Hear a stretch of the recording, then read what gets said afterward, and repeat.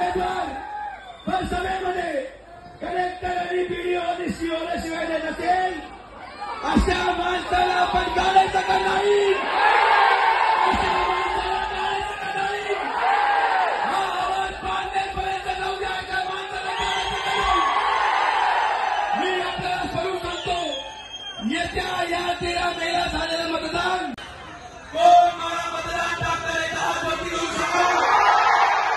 कोण या ठिकाणी प्रधानमंत्री नरेंद्र मोदी का प्रधानमंत्री करण्यासाठी मतदान टाकणार? हात वरती करू शकतो.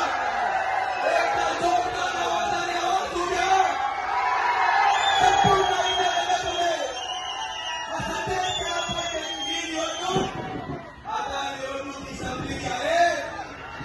आता या ठिकाणी निवडणूक राहिलेली नाही आणि 4 जूनला मतपेट्या उघडल्यानंतर आपल्या सगळ्यांचा आशीर्वाद आहे. मी आपल्याला शासनून सांगतो, आदरणीय प्रधानमंत्री नरेंद्र मोदींच्या नेतृत्वाखाली परत एकदा अहिल्यानगरचा खासदार म्हणून तुमचा आशीर्वाद देऊन गोरगरीब जनतेच्या सेवेसाठी मी परत आपल्या सेवेत रुजू होईल. आपण सगळेजण एवढ्या मोठ्या संख्येने आलात. अजून अनेक मान्यवरांचे भाषण राहिले आहेत.